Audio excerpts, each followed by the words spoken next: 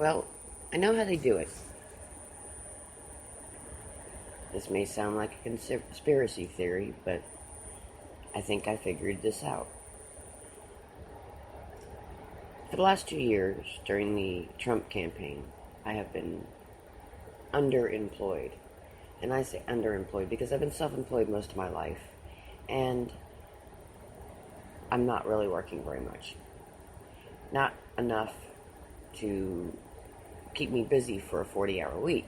Therefore, I was home, I was gardening, I was taking care of some chickens, I was doing stuff around the house, and I was occasionally doing a little bit of side work here or there, giving me enough time to actually research the news.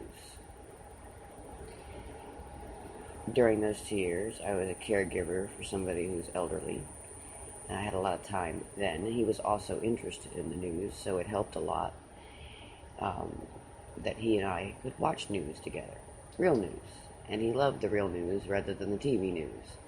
He said the real news was like news used to be when he was a young man. Anyway,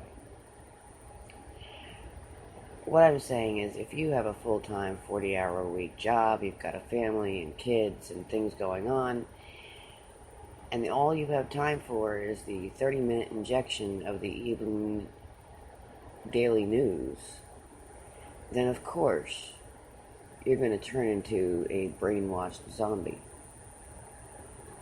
They've got it. They've got us hacked. They know that we don't have enough time to actually pay attention to what is going on.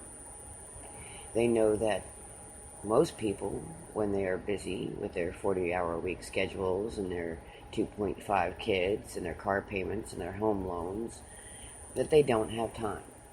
And then those that don't have all that create excuses to fill their time. Video games, going out to clubs, being involved in sports, etc.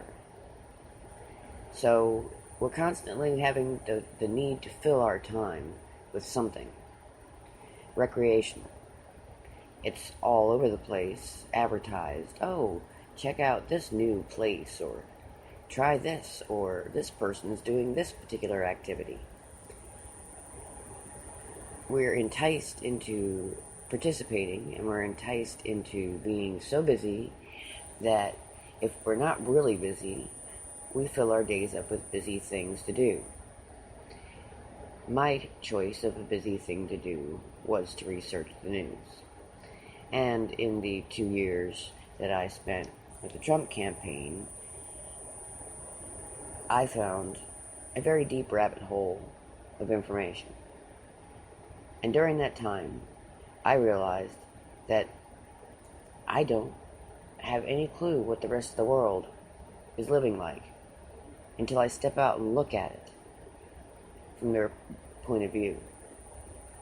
And the rest of the world is not seeing the information that I'm seeing.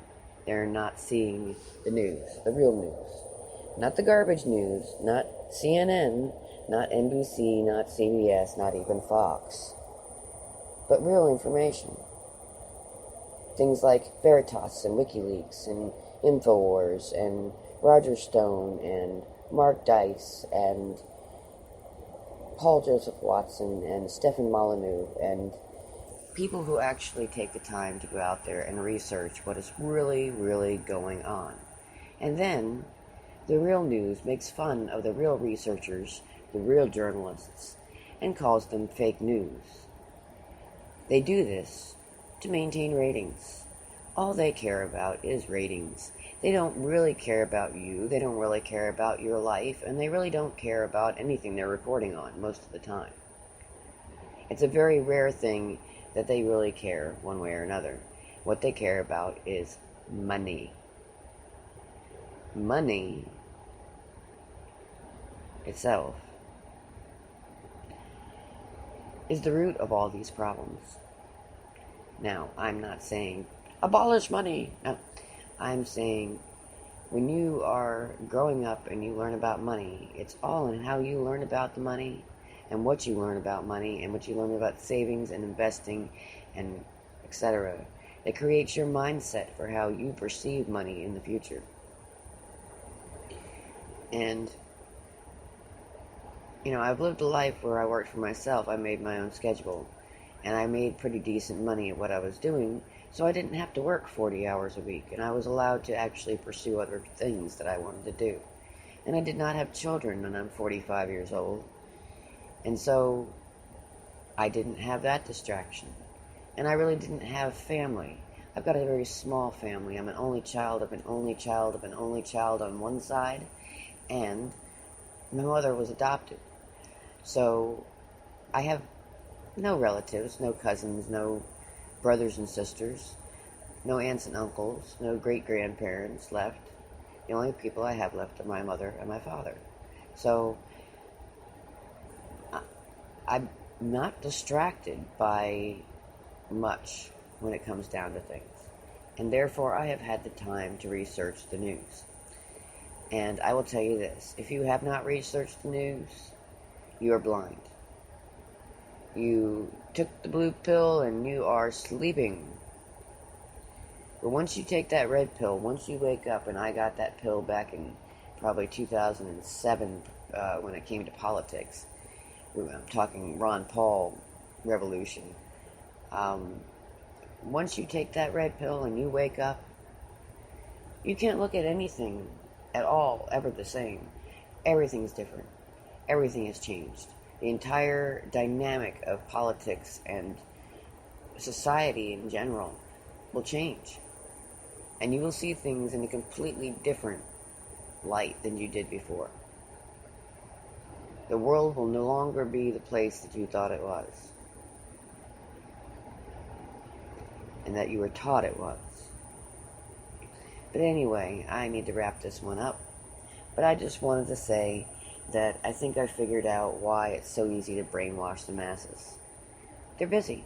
You keep them busy, you feed them what you want them to hear, and that's it. You're done.